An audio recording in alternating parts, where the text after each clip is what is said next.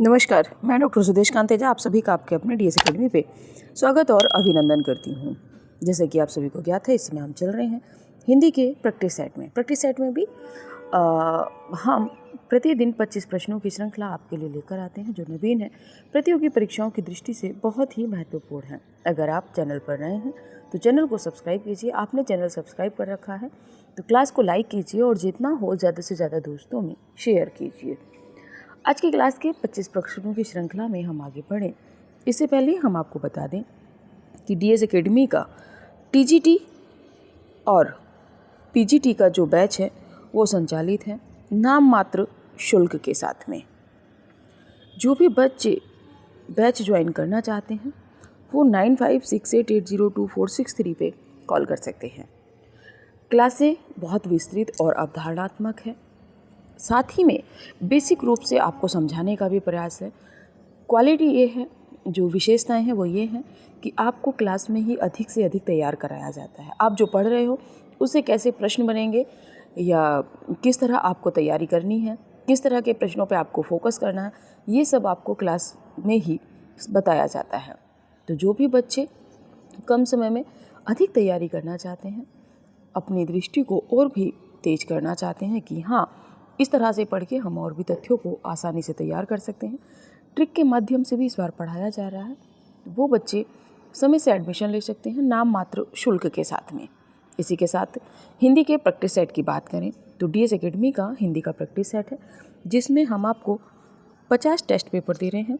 इस 50 test paper में प्रत्येक टेस्ट पेपर में 125 प्रश्न हैं और संपूर्ण की अगर बात करें तो 6250 प्रश्न की श्रृंखला जो है आपको यहाँ पे देखने को मिलती है, जो बहुत ही नवीन पैटर्न पर तैयार की गई है। जो भी बच्चे प्रैक्टिस सेट लेना चाहते हैं इसी नंबर पे व्हाट्सएप मैसेज करके डेमो टेस्ट पेपर देख सकते हैं। ये कुछ बच्चों को है कि निःशुल्क क्लासों से कितना बेहतर है, अगर वो चाहते हैं कि उनको फ्री क्लास के बाद में अब डेमो के रूप में पेड क्लास देखनी है तो वो इसी नंबर पे कॉल कर सकते हैं। तो चलिए बात करते हैं आज के प्रश्न की ओर। आज का पहला प्रश्न है हमारा कि देवनागरी लिपि की सबसे बड़ी विशेषता है। आपको बताना है देवनागरी लिपि की सबसे बड़ी विशेषता कौन सी है। हिंदी भाषा की लिपि होना, प्राचीन लिपि होना, अनेक भारतीय भाषाओं की लिपि होना या सर्वाधिक वैज्ञानिक लिपि होना, एक ध्वनि के लिए एक संकेत होना। देखिए, है सभी विशेषताएं, लेकिन जो सबसे बड़ी और सबसे महत्वपूर्ण विशेषता है विकल्पों को देखते हुए वो है डी विकल्प। सर्वाधिक वैज्ञानिक लिपि होना, एक ध्वनि के लिए एक संकेत होना। आगे बढ़ते हैं अगले प्रश्न पे।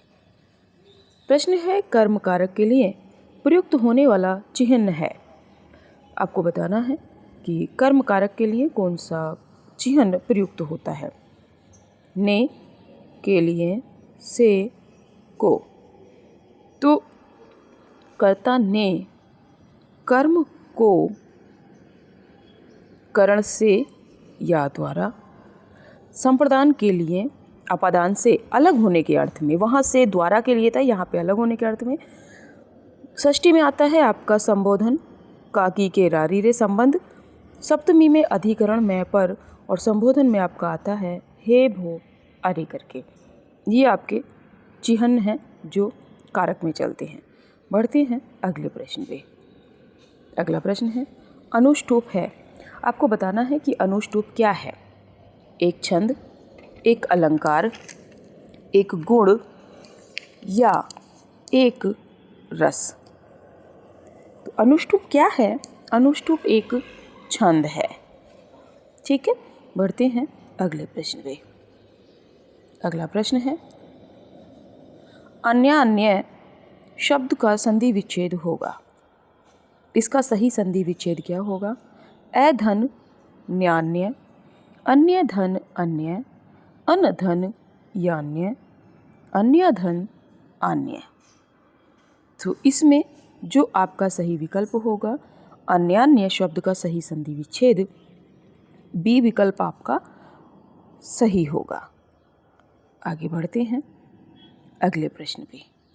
अगला प्रश्न है शिशुपाल वध के रचनाकार हैं या शिशुपाल वधम जो कहा जाता है संस्कृत में इसके रचनाकार कौन है। अब संस्कृत के भी कुछ प्रश्न हमने रखने शुरू कर दिए हैं क्योंकि टीजीटी पीजीटी की परीक्षाओं के लिए ये स्पेशल में प्रैक्टिस सेट है। शिशुपाल वधम के रचनाकार हैं भामा, भारवी, कुंतक, माघ। तो शिशुपाल वधम की अगर बात करें तो आपके जो है शिशुपाल वध माघ का है। शिशुपाल वधम माघ की रचना है। भामा की बात करें तो काव्य अलंकार है। भारवी की बात करें तो किराता अर्जुनियम है। कुंतक की बात करें तो वक्रोक्ति है, वक्रोक्ति जीवितम। और माघ की आपके शिशुपाल वधम। आगे बढ़ते हैं अगले प्रश्न पे। प्रश्न है श्रीहर्ष का ग्रंथ है। आपको बताना है श्रीहर्ष का ग्रंथ कौन सा है। हित हरिवंश, नैषद काव्य, राजतरंगिणी, मेघदूत। तो श्रीहर्ष की अगर बात करें तो नैषद चरितम या नैषद काव्य ये आपके श्रीहर्ष का है। स्थैर्य विचार प्रकरण अन्य ग्रंथों में है श्रीहर्ष के। श्री विजय प्रशस्ति, खंडन खंड खाद्य, गोडोवर्षी कुल प्रशस्ति, अर्णव वर्णन, छंद प्रशस्ति, प्रियदर्शिका, नागानंद रत्नावली। बात करें राजतरंगिणी तो ये कल्हड़ की है। रघुवंशम की बात करें तो कालिदास की है। कालिदास की अन्य रचनाओं में रघुवंशम है, कुमार संभवम है, मेघदूतम है, ऋतुसंहारम है, अभिज्ञान शाकुंतलम है। चलिए आगे बढ़ते हैं अगले प्रश्न की ओर। अगला प्रश्न है पृथ्वीराज रासो महाकाव्य के रचयिता हैं। आपको बताना है पृथ्वीराज रासो के रचयिता कौन है। हेमचंद्र, चंद्रवरदाई, परमाल, अमीर खुसरो। तो आप सभी को पता है पृथ्वीराज रासो के रचनाकार चंद्रवरदाई हैं। अमीर खुसरो की आप देखोगे खुसरो की पहेलियाँ, खालिद बारी, मुकरियाँ, दो सुखने, गज़ल इनके महत्वपूर्ण हैं।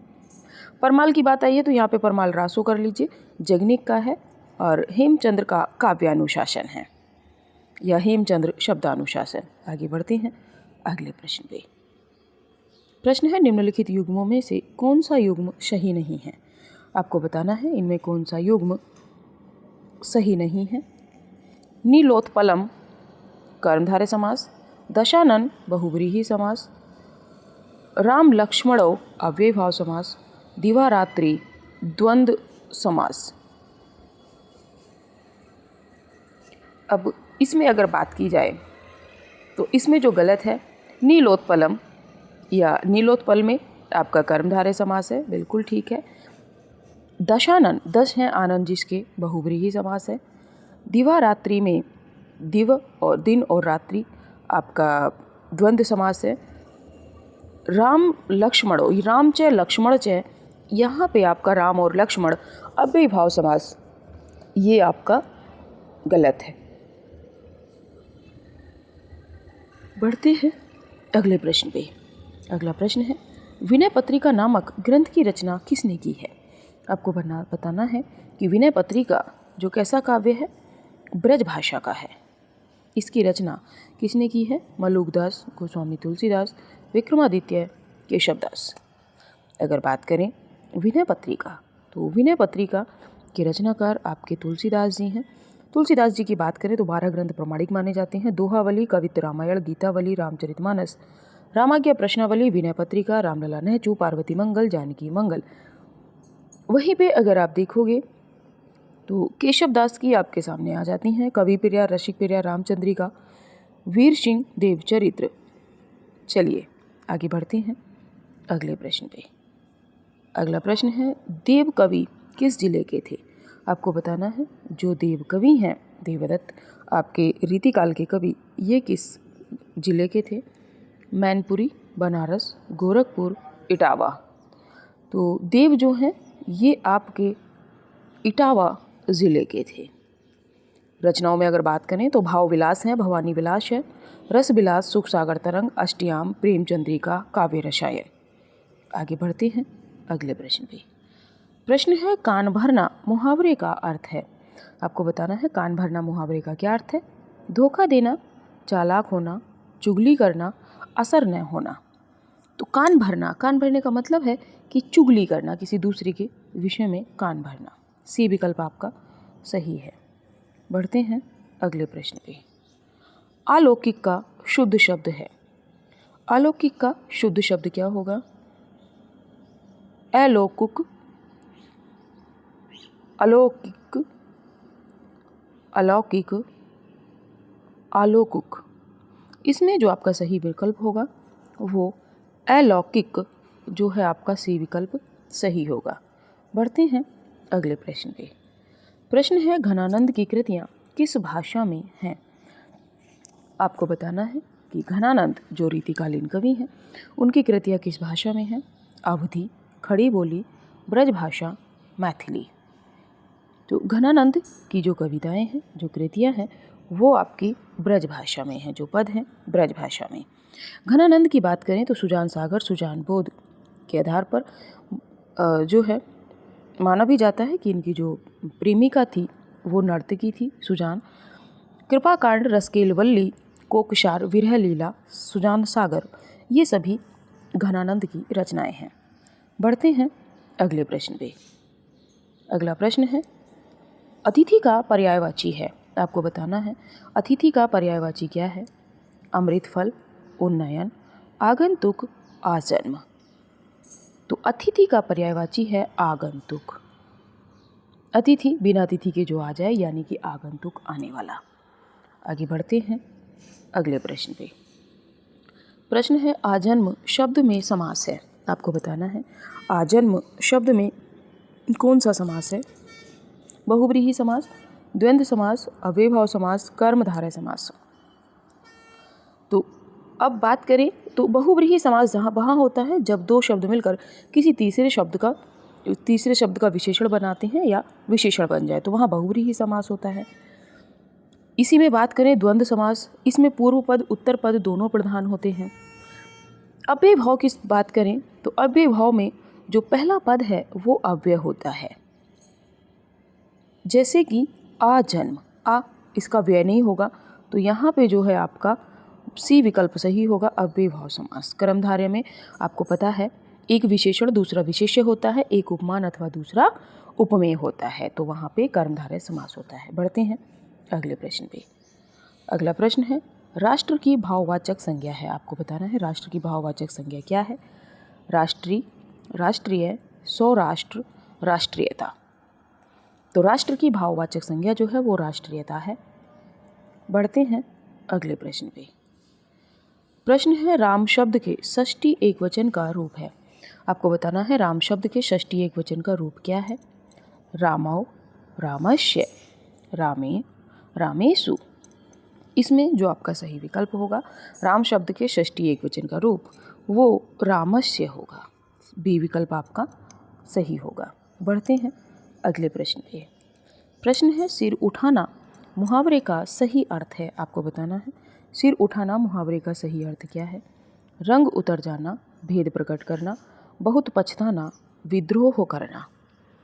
इसमें जो सही विकल्प होगा सिर उठाना। सिर उठाने का मतलब क्या है? जब तक आप सिर नीचा करके बात कर रहे हो यानी कि जवाब नहीं दे रहे हो तब तक आप सही है, लेकिन जैसे ही आप सिर उठाते हो यानी कि जवाब आप सीधे सीधे उत्तर देते हो, विद्रोह करते हो किसी बात का, तब वहाँ पे सिर उठाना होता है।